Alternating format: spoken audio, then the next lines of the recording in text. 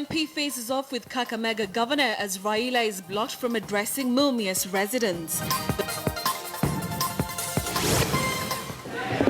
Lakini ukifanya mabaya nitakukosoa. Hii ndio kazi yangu. Kukosoa na kutetea wananchi. Sasa saa ile anamanga kule Mumias, mimi nataka nimuulize.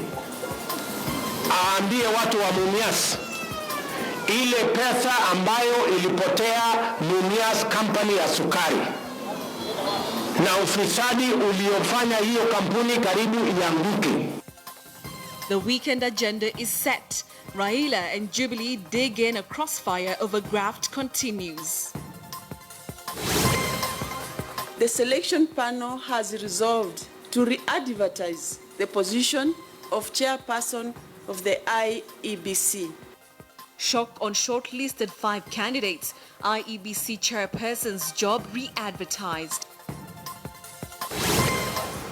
And 2 suspects charged as child with albinism is found 4 years after kidnapping.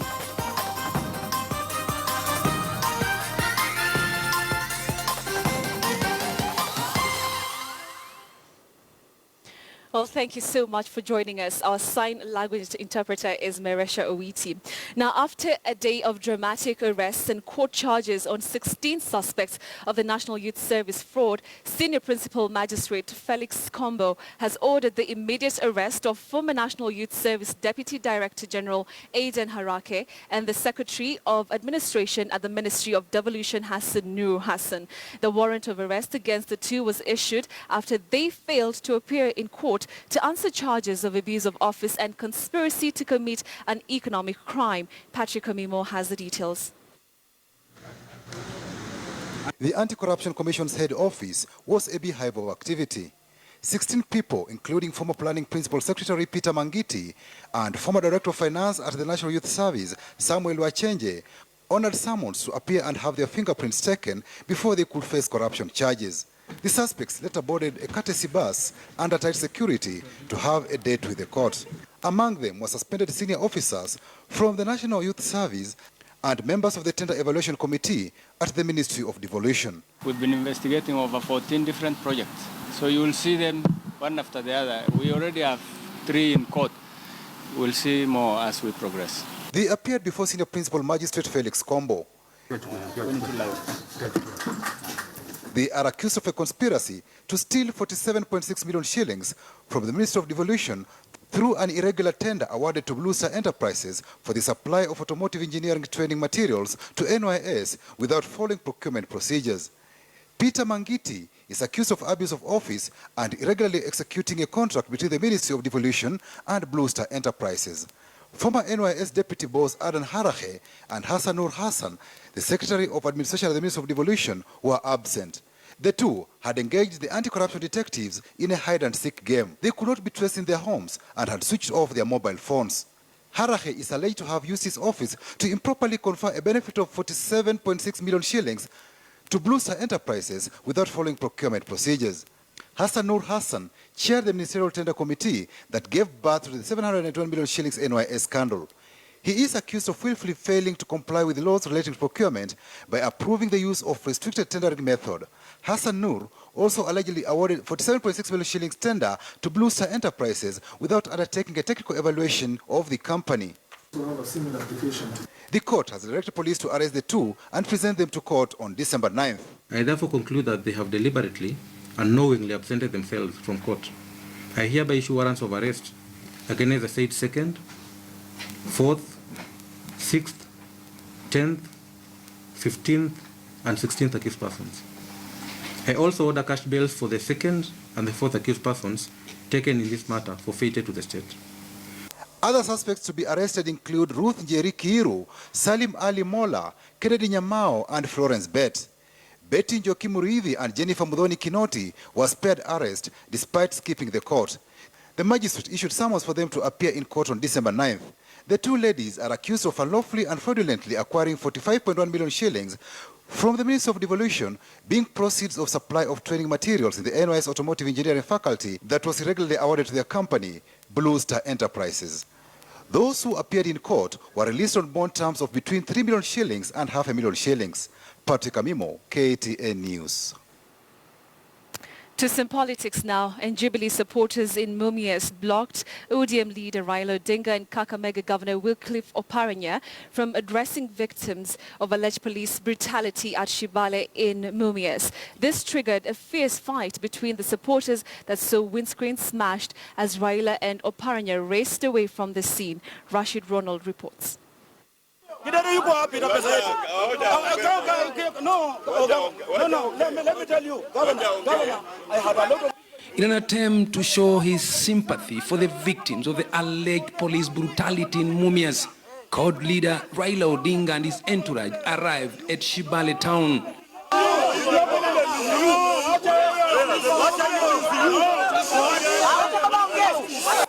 As fate will have it, Mumias East MP Ben Washali was addressing some youth. Chaos erupted after Raila was denied a chance to speak to the people here. Kakamega Governor Wycliffe Oparanya was at the center of the scuffle.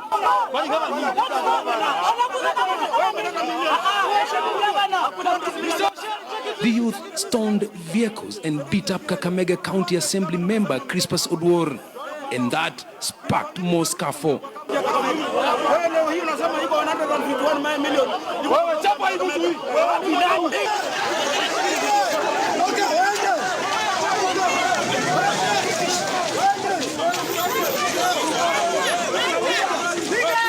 What is all this? What type of government is this?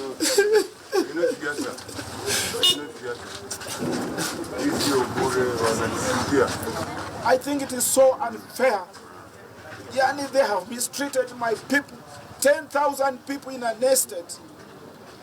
They have been beaten, tortured,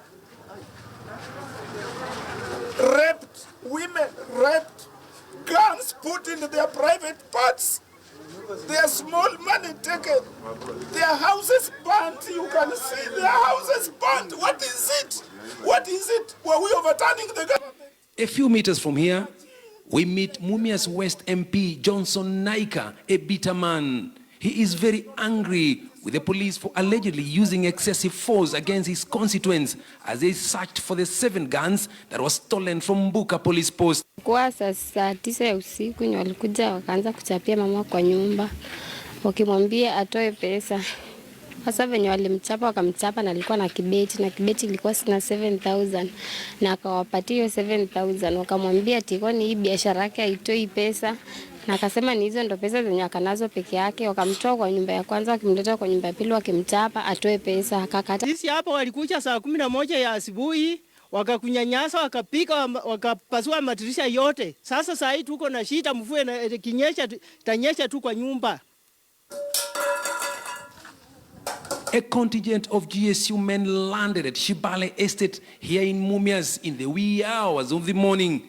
They are alleged to have harassed residents, some even claiming they were sexually molested by the GSU men. That notwithstanding, now 7 guns are in the hand of criminals. And of course, that will not be a good story when talking of security in this area. Rashid Ronald, KTN News, Shibale, in the county of Kakamega. The Big Q in association with DSTV. Quite a dramatic and unfortunate turn of events in Mumias. Would like to hear what you have to say about that fight between supporters of MP Washiali and Governor Oparanya. We'd like to hear your comment on this incident that took place today in Mumias. That is our big question tonight. We'd like to hear what you have to say. Comment on that fight between supporters of MP Washiali and Governor Oparanya. The number, of course, is 22155, but you can also use the hashtag Friday Briefing or tweet me directly at Betty M. Kyalo, and I'll be taking a look at your responses. That's how we can give people the best content with more sports. As if you have pulled it out of my mouth. Out of my mouth. It's like you are reading my mind. It's wonderful. Oh yeah, it's business unusual. My ninjas. Hey, hey. Now, despite the drama in Mumias, Raila and Oparanya proceeded with their journey to Kakamega, where Raila delivered his answer to President Uhuru Kenyatta on the allegations of corruption in court-controlled counties. Robert Wanyonyi was there.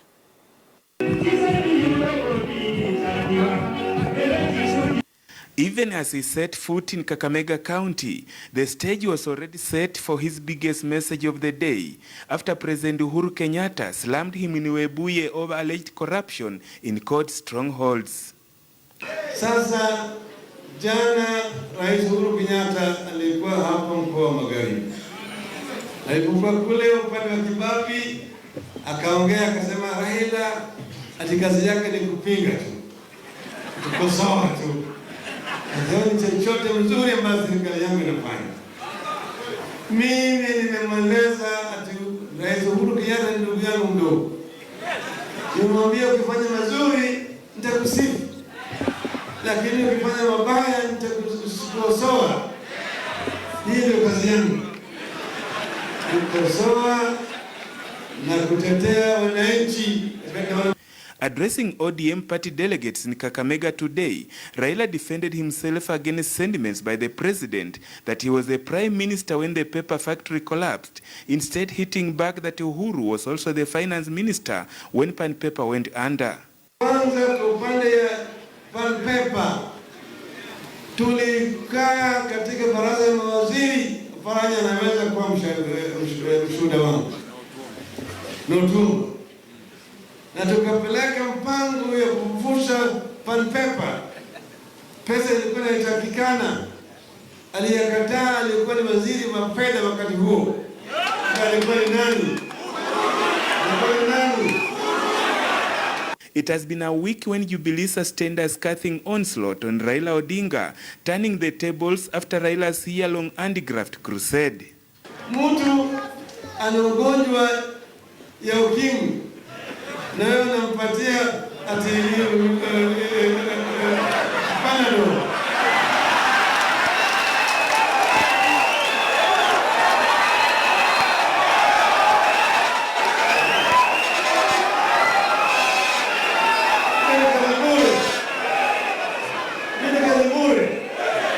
ODM Deputy Party Leader and Kakamega Governor Wycliffe Oparanya led other leaders from the region in laying the groundwork to ensure ODM wins the majority seats in Western in order to continue its dominance as the most popular party in the area. Na kama jamii ya kutoka mkoa wa Magharibi, let us stand together. Na tusiwe na hii vitu ndogo ndogo hii ya hapa. Let us aim higher for the big seat. Tunatambua kwamba chama ya ODM ndio iko na nguvu zaidi kule Bungoma. Hii chama nyingine nguvu yake imerudi chini sana. The more than 3,000 ODM delegates resolved to endorse Raila Odinga as the party's presidential flag bearer in next year's general elections. Tunaamua wewe ndio kiongozi wetu 2017 katika ballot ya 2017.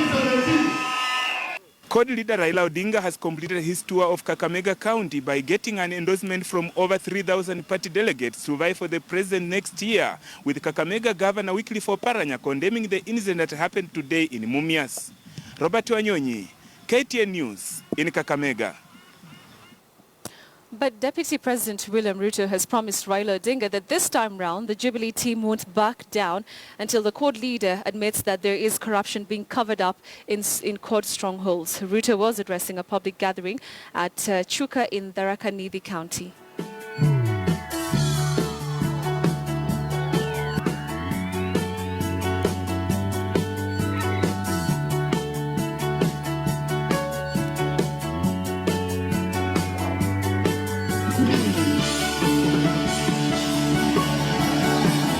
Kwa sababu mi naona barabara ile tuambe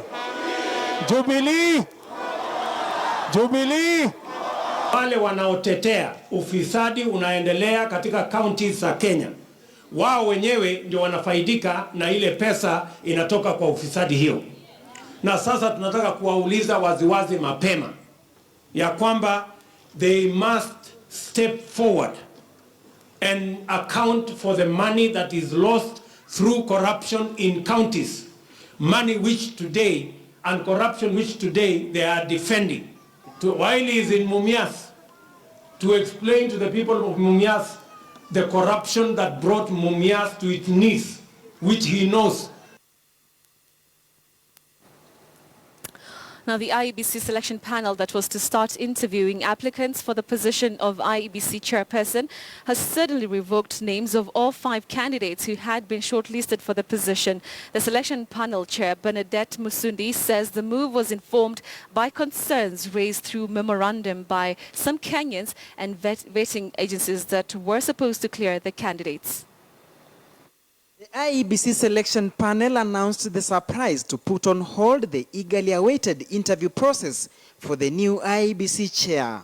In order to ensure that the decisions of the panel will be informed by relevant references and background checks, it was necessary that the interviews for the position of chairperson be deferred to a later date to be published. In view of the contents of the memoranda received, the selection panel has resolved to re-advertise the position of chairperson of the IEBC. They sought to explain why. The information received from the memoranda, from the public, and some of the agencies raises pertinent issues and concerns regarding some of the applicants and their suitability for appointment to the position of chairperson. The panel further observed that although it had received responses from various agencies, the response of the Ethics and Anti-Corruption Commission was not sufficient to enable the panel to make an informed decision on the suitability of the candidates.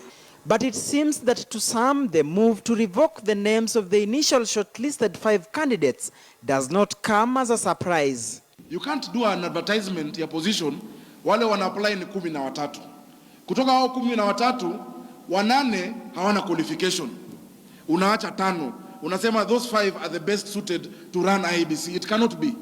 We want people who are hired on their own merit, not because others don't qualify. So we're asking for that advertisement. The advertisement shall be carried in the press tomorrow, Saturday, 26th November 2016. Meanwhile, the Public Procurement Administrative Review Board on Friday received submissions from all parties embroiled in the IEBC ballot papers tender row. As anticipated, CORD and Jubilee, who have been enjoined in the petition, took parallel positions. The law as regards procurement should be looked at as a whole, and I think a situation exists now in which we can say this award is obtuse or has no legality by operation of the law, and going on with the award would be superfluous and futile. You need to exercise a lot of restraint and ensure that you are not dragged into what possibly the first and the second interest party bring on board as political contest or interference. The petitioner wants the board to determine whether the tender process was carried out procedurally. Duncan Hemba, KTN. Now, the Senate Committee on Energy, led by Chairman Gideon Moi, was today in Voi, entitled Taveta County, to collect views from the public of the local content bill. The bill seeks to ensure that local communities get reasonable benefit from resources that are mined in their regions. The submissions were done at the Augustine College Hall in Voi.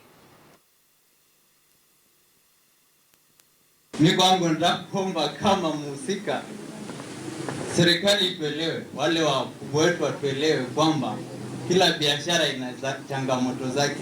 Huu mwaka unaweza tengeneza faida, huu mwaka ukose faida. Sasa utakapo naambia mimi nitoe hiyo plan, niende kwa bank, nionyeshe account, fungua account, transactions zangu zote nifanye na bank. Wakati mwingine napata shida kwa sababu kuna ile kupata mfadhili pia kwa madini haikuwa rahisi. unaenda huku na mwishowe maybe upate usipate. Wale sehemu ambapo kunatoka waweze kuachiwa kutokana na ile faida itakuwa inatoka kutokana kwa ile rasilimali 35%, ili na wao waweze kujengeka kiuchumi, na kaunti ya eneo hilo pia iweze kuwezeshwa kupewa 15% kutokana na mgao wa faida ile. Alafu kitakachobakia yule mwekezaji ama investor achukue ile 50%, kwa sababu na yeye pia aweze kujifidia zile gharama zake. Na ninaamini tukifanya hivyo kupitia kwa bunge letu la Senate tutakuwa tunaboresha Kenya, na zile sehemu ambazo zimebakia kiuchumi nyuma zitakuwa zinainuka. Jambo lingine pia naweza kusema kwamba walifanya ni kuwapatia loans, kufungua kama department fulani kama serikali. Tumesikia kunafunguliwa National Mining Corporation ambayo itakuwa ina handle mambo ya mining. Ningependekeza pengine kufunguliwe ka bank fulani ama ka shirika fulani ka serikali ambako atasaidia locals wale ambao kwa upande wa mining, kwa kuwapatia funding pengine kupitia kwa equipment ama nini, vitu kama hizo. Ndio hata unakuta hizi makampuni zitoka nje zikija hapa, hiyo local content haitakuwa na shida, kwa sababu tutapata community ambayo ina uwezo. Hii ni mambo ya kawi, vile nilisema ni uchimbaji. Tunataka mwana biashara mwa Mkenya ahusishwe katika biashara hizi. Back to some politics, and Labour Party of Kenya party leader Ababu Namwamba and his brigade made what they called a homecoming for Ababu's new party in Bundalangi constituency. Victor Gale reports. We are the people! We are the people! Having made stops at Wombo, Maumau, Budalangi Market, Mubwayo and Port Victoria, it was time for the former Orange Democratic Movement Secretary General to hit at his former house, just thumping that he will defend his seat in Budalangi in the coming elections next year, despite his exit from the Orange Party.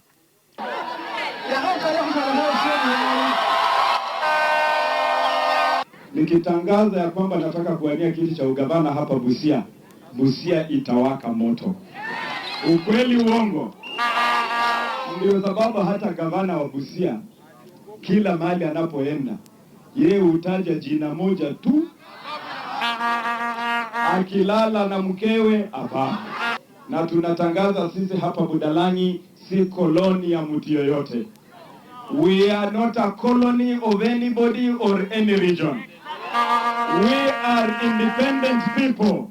Namwamba further asked the government to act on corruption not only in the national level but also at the county level. Na sisi kama chama tunasema lazima tukemee ufisadi na tupinge ufisadi katika viwango vyote. Ufisadi ukifanyika katika serikali kuu kule Nairobi lazima tupinge. Na ufisadi ukifanyika hapa katika county lazima pia tufanye nini? Tupinge. Kuna watu wanafiki Kenya hii, viongozi wanafiki kweli kweli. Waswahili wanawaita nduma kuwili. Kikifanyika kwa wenyewe wanakizungumza sana, kikifanyika kwao wanashona mdomo. Na mimi nataka kuambia wale viongozi ambao wamekuwa na tabia ufisadi wa kitaifa, wanaimba usiku na mchana. Ufisadi unapofanyika katika county zinazoongozwa na magavana wa vyama vyao, wanashona mdomo na hata wanatetea visa hivyo vya ufisadi. Mimi ninawaambia shame on you. Shame on you. Shame on you. The Labour Party brigade will throughout the week tour the other parts of Western Kenya. It was a homecoming party that ended up having political undertones, with Budalangi Member of Parliament Ababu Namwamba hitting at his opponent, sending a strong statement that the people of Budalangi will not vote the next Member of Parliament along party popularity. Victor Ogale, KTN News, Port Victoria in the county of Busia. The Big Q in association with DSTV. All right, so we want to take a break here on Friday Briefing. But before then, let's have a reminder of our big question this evening. And of course, it's in regards to that fight that broke out in Mumias between Jubilee supporters who blocked the ODM leader Raila Odinga and Kakamega Governor Wycliffe Oparanya from addressing victims of alleged police brutality today. So it was dramatic, as you saw earlier on, and we're asking you to comment on that fight between MP Washiali and the Governor Oparanya's supporters. Quite a number of tweets coming through. Let me just read one or two messages here. Wamalwa Jr., you say the fight depicts backwardness and old-fashioned manners. The public needs to style up and stop such ASAP. All right, Mwinzi Joseph, you say idleness due to unemployment. Those without jobs were the ones who went to fight. All right, thank you so much for your comments. Do keep them coming. There's too many of them. Can't read them all, but we appreciate them. Keep them coming. Hashtag Friday Briefing. Or you can also tweet me at Betty M. Kyalo, and I'll be taking a look at your responses throughout the show. That's how we can give people the best content with more sports. As if you have pulled it out of my mouth. Out of my mouth. It's like you are reading my mind. It's wonderful. Oh yeah, it's business unusual. My ninjas. Hey, hey. That break, but remember, when we come back, my guest anchors in studio are the awesome Ghetto Classics. Part of the team is here tonight, and they will be performing some of those beautiful songs that have made them go to international levels. They have an amazing story, and we'll be getting to hear more about them shortly. Also, Willis the Word Master, as you know him, is going to be joining us from Kisumu County, and I can see already very many tweets there. Hi Willis, great to see you. I'm telling you today, I'll challenge you on so many words, so better be ready, Willis. Better be ready. He's going to be joining me later on Friday Briefing. So, as you can see, quite a jam-packed show. We take that break, don't go away, we'll be right back.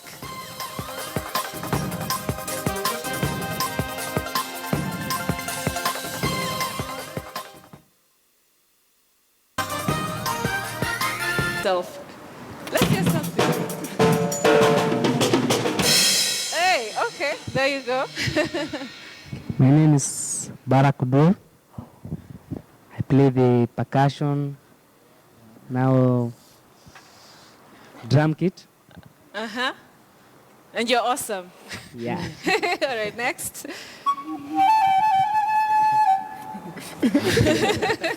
That was short. I wish it was longer. Uh-huh. My name is Vienna. Uh-huh. I play the clarinet.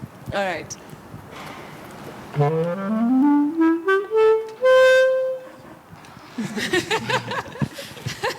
My name is Celine, and I play the clarinet, and I'm the clarinet tutor. Aish, I love the girl power there. Big up. Next.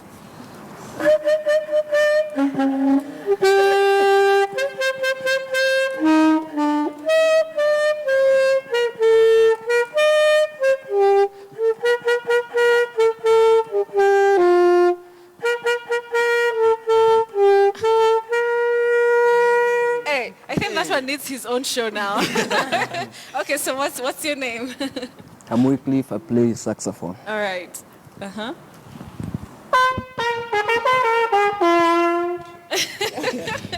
My name is Samuel.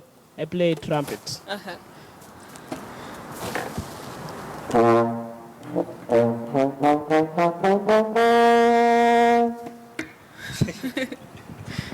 My name is Cornelio Diambo, and I play trombone and guitar. Oh, lovely. Girls.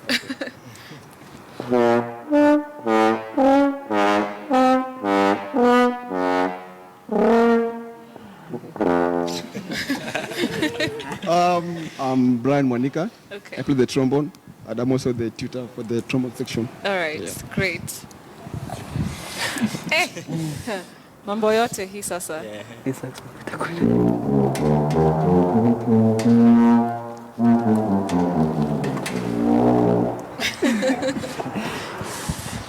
Okay, my name is Kevin. I play tuba and the drums. All right, nice. Thank you so much, guys, for being on the show. I appreciate you guys are amazing. And so, for the tutor, Okay, my name is Wamocho. Okay. Yeah, Wamocho is just a common name. I also knew as Wamocho, but then hakuna jina nyingine. Benjamin. Okay, But so utaanza kuniita Benja na ka 12-year-old. Okay.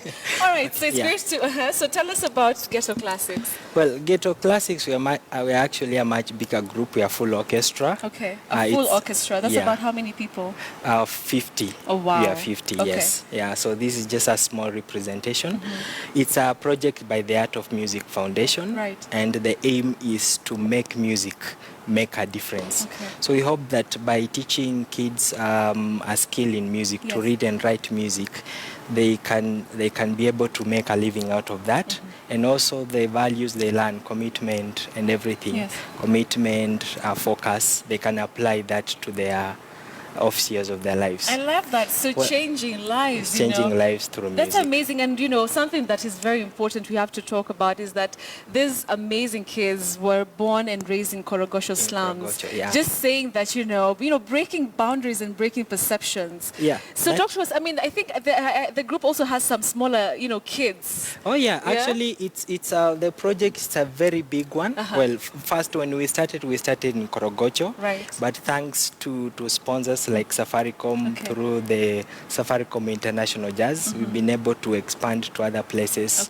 like Mukuru, Kwanjenga, Dandora, Huruma. And so we need resources in terms of human resources, teachers to teach them. We need money to buy strings, reeds for those people. Okay. They get spoiled every week Yes. or used up. Yes. And it's a very big project that It is a big needs project. huge funding. Yeah. Money always comes in yeah, question. exactly. And it would have not been possible if goodwill and people who came on board to support us. Yeah. Okay. So let's talk about the impact that music has had on these kids and the others who are not here today. When you look at the slum life in Korogosho and Mukuru, like you said, what differences have you been able to see once they get into music? Well, they can speak for themselves, but from my perspective as a tutor, I can see that it's changed them. Okay. By first, we keep them busy, keep them off the streets and off bad company. And also, music is a skill. You can come out of this place and you go and teach music. Okay. For example, the first generation, the guys, Monica there and Celine and many others who were the first group, they have done their exams on instruments. They are now teachers. They have even their own band. Yeah. So They if even you have have a their party, bands. if you have a party, you can invite them. Oh, They'll lovely. come and so the impact is really huge. great. And also what we do is we create a pool for classical musicians, and we have some of these. They play in conservative orchestra. Even the Safaricom that sponsors, they have an orchestra, the youth orchestra. Yes. And actually all of these, they've been there before. Wow. And him and Sally and Vienna and somewhere they're still in the orchestra. Okay. Yeah. So I want to hear from them. I mean, what impact has this had? Want to say something? Are you shy? Okay. Yeah, so first of all, music has really... Hold the mic close. Yes, there. Music has impacted a lot into our lives. Yes.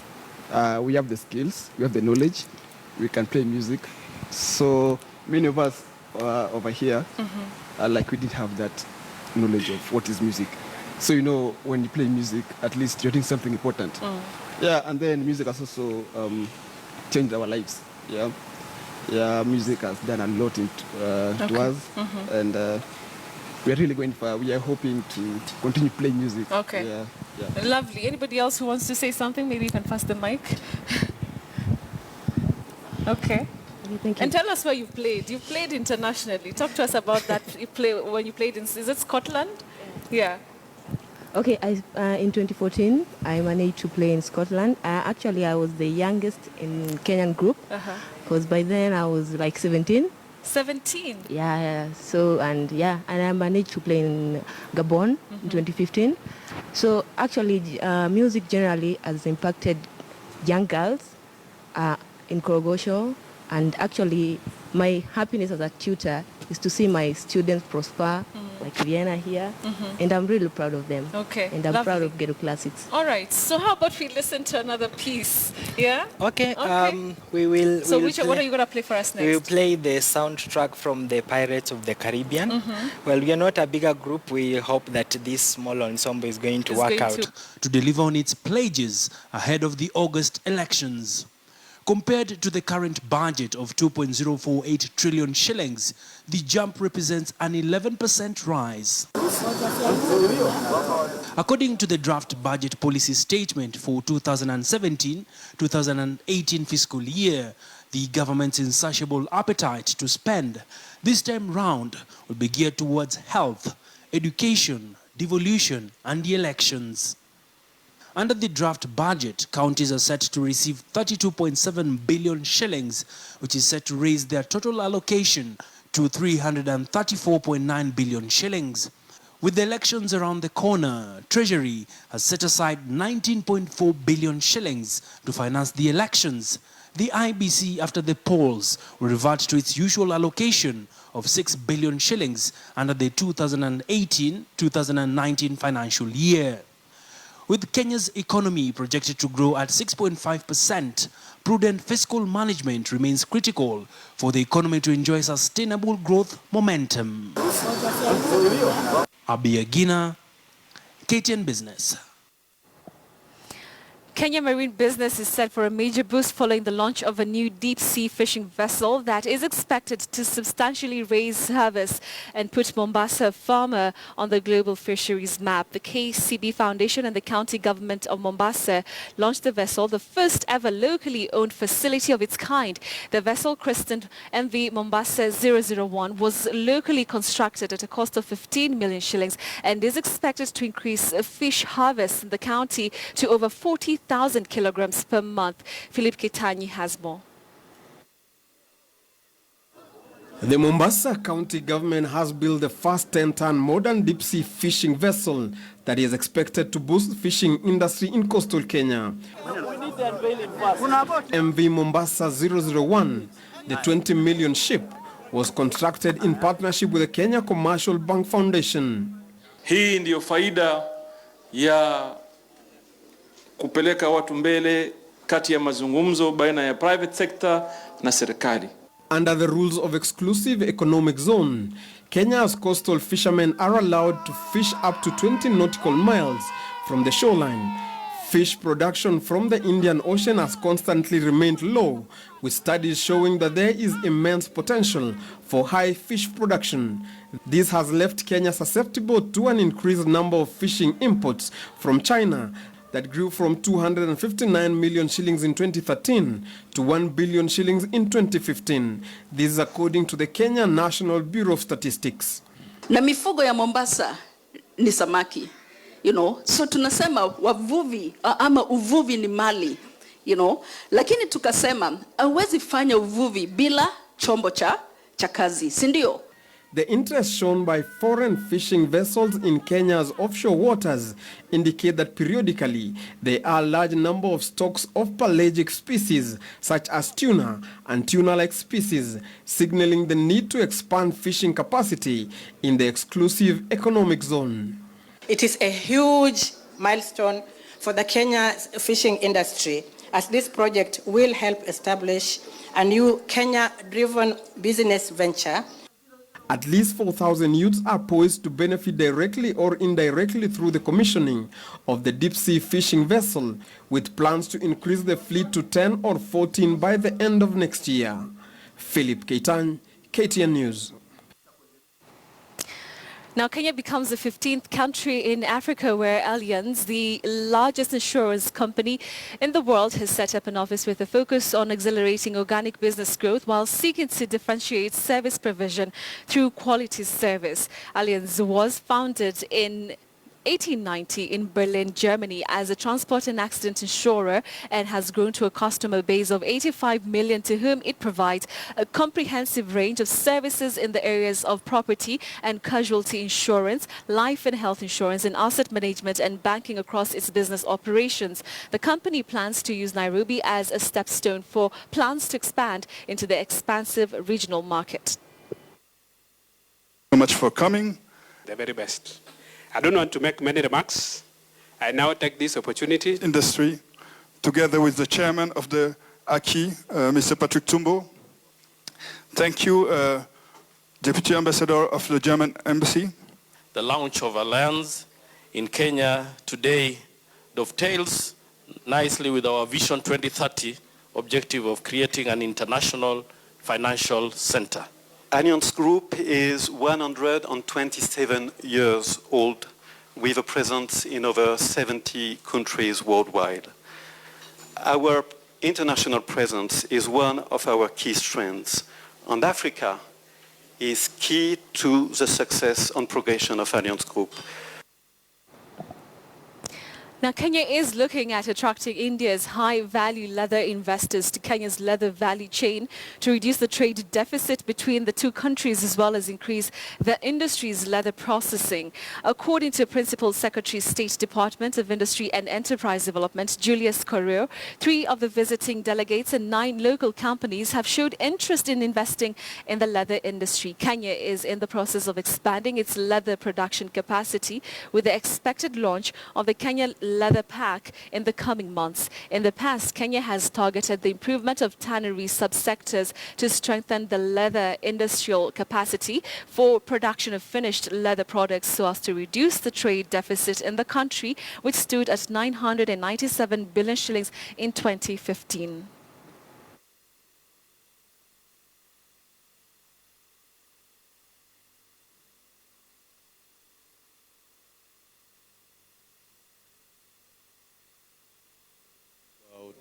Up to 2,000 jobs being established by that alone. For every one job that is created at the tannery, 15 jobs are created in the finished products.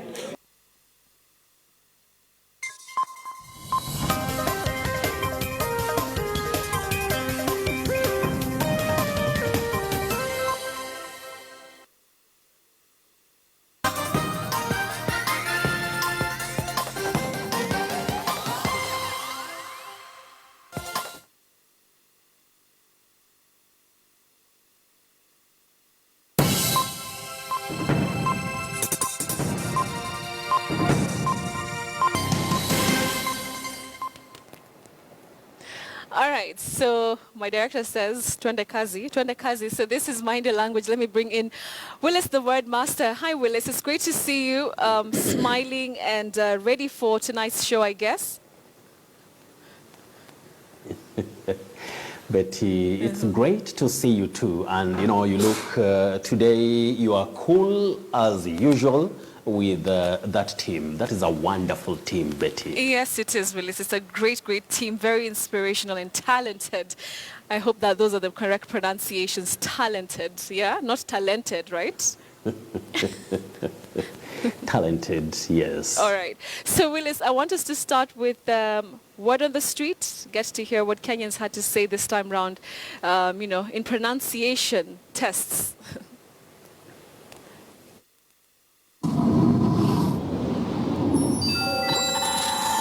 Brusque, brusque, brusque, brusque, prosque, prosque, brusque, brusque, brusque,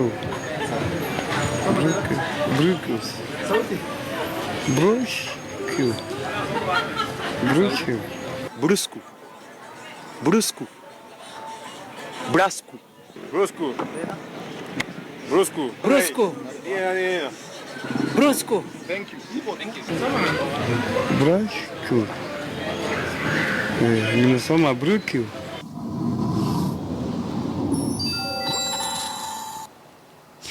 All right, Willis, you've had the Kenyans, you know. One, even the eyes had to pop just to try and, you know, get the pronunciation correct.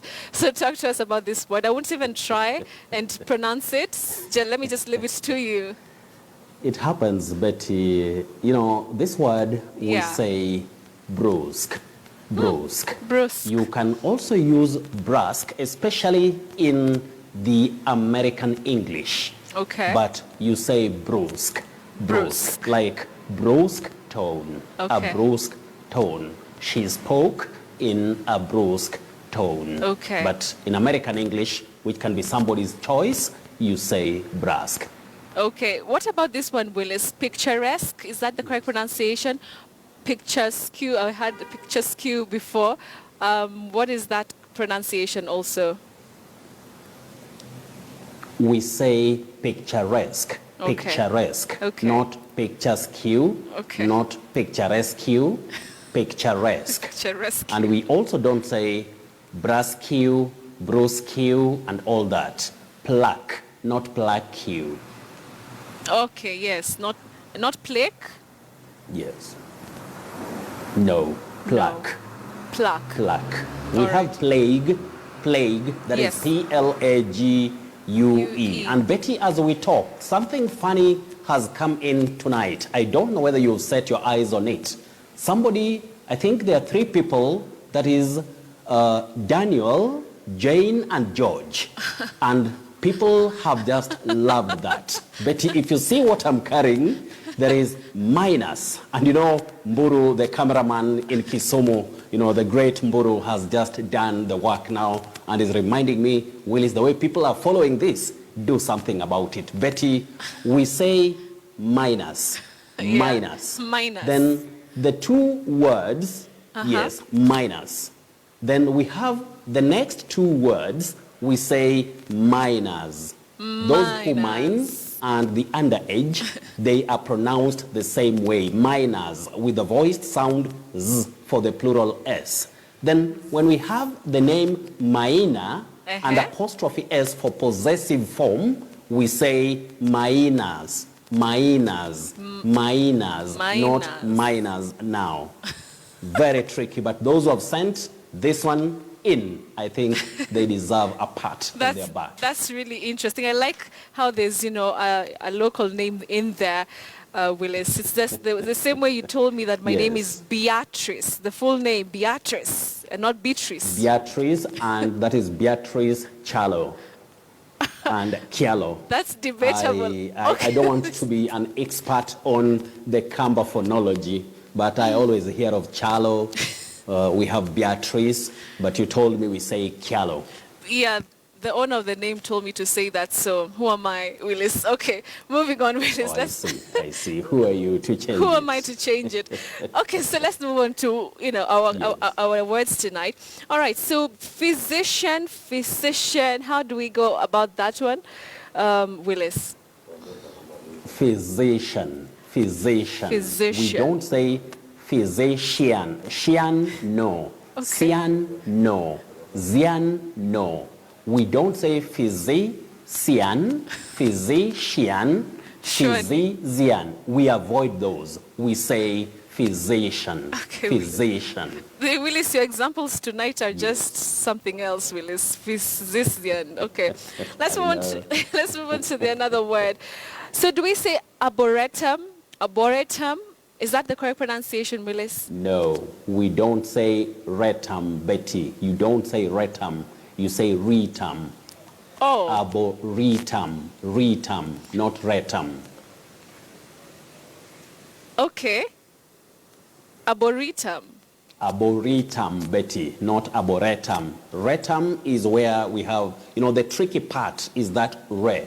You say re. Letter E takes the long vowel sound E. Arboretum.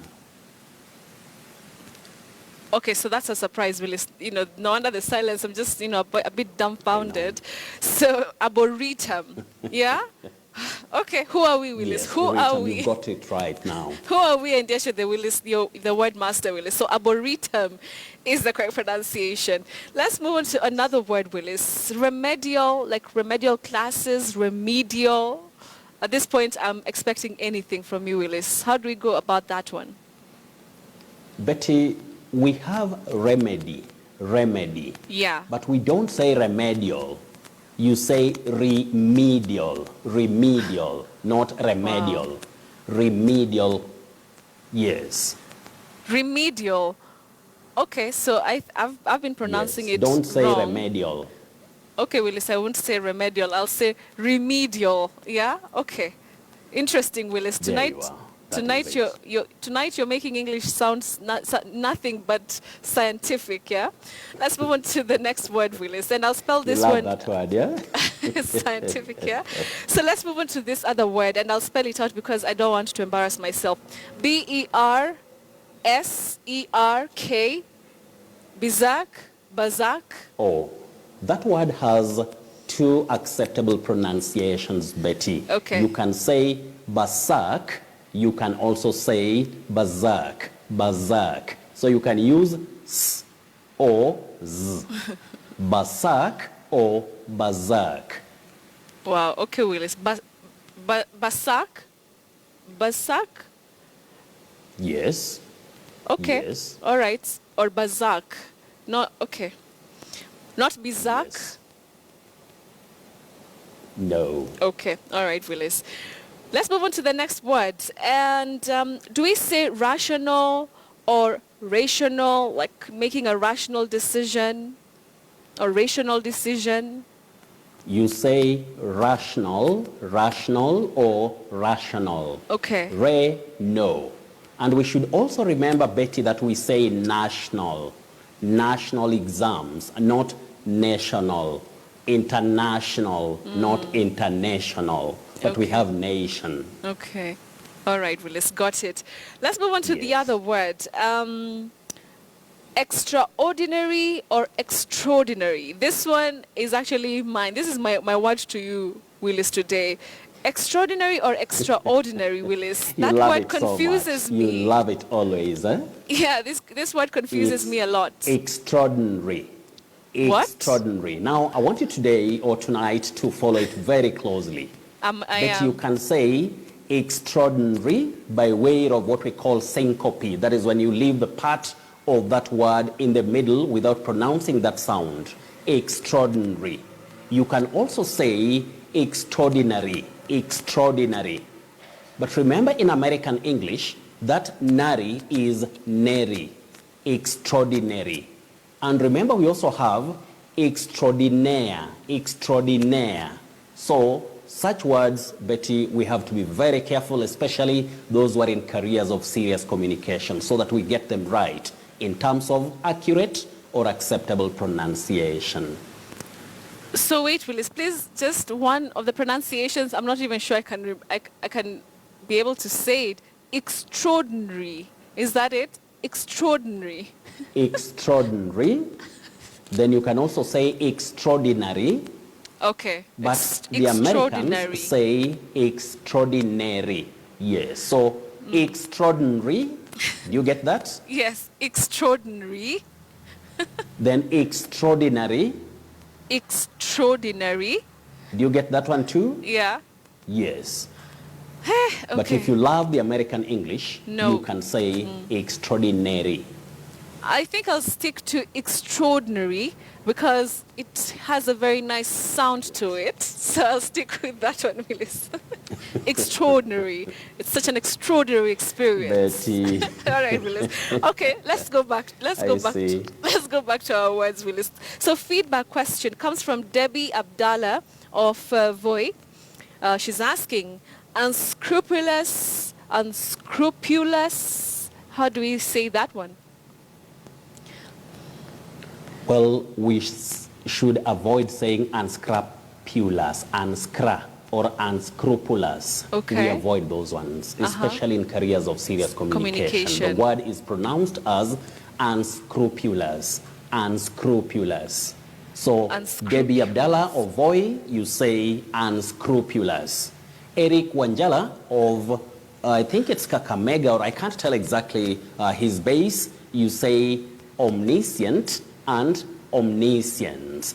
Nancy Mwangi, we say theme, not theme. You say the theme with the voiceless sound. Theme, not theme. And you say thematic, thematic, not thematic or thematic. Then Duncan Otinja, you say calvert. Calvert, not calavat, and not calabat. Calvert, that tunnel under the road that carries water.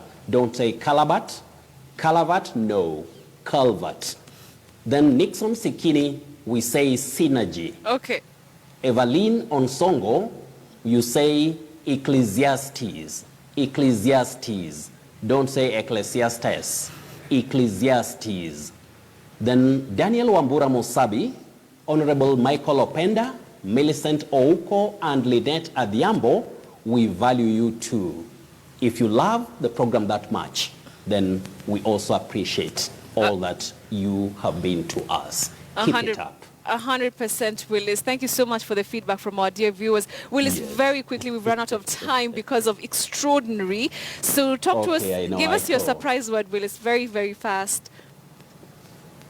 The surprise word, Betty, is scrounge. Scrounge. Okay. Scrounge. Let us avoid saying scrounge. No, scrounge. Scrounge. Just like I said the other time, we say lounge. The lounge, not lounge. Okay. And then finally, Betty, we say face. Face, that is F-A-C-E. Face. My face. Then the next word, that is the lower one, it's a bit tricky. Many people talk of phase 1, phase 2. Yes, phase 1, it's when you're talking about F-A-C-E. But the lower word, we say phase. Phase 1, phase 2. That is P-H-A-S-E. Hey, Willis, I think... That does it for tonight, Betty. Indeed, it does, Willis. That's information overload, I guess, you know, from extraordinary to other difficult pronunciations you've put across, you know. Thank you so much, Willis, the word master there. You can always catch him on Twitter at WillisAcheng1 is his handle. Or you can just simply wait for Friday Briefing every Friday and you'll see and you'll get to learn, like the way we've learned today about that serious word, extraordinary. So, Willis, I can say it was an extraordinary session today. So we take a break. Sports news is coming up shortly. Don't go away.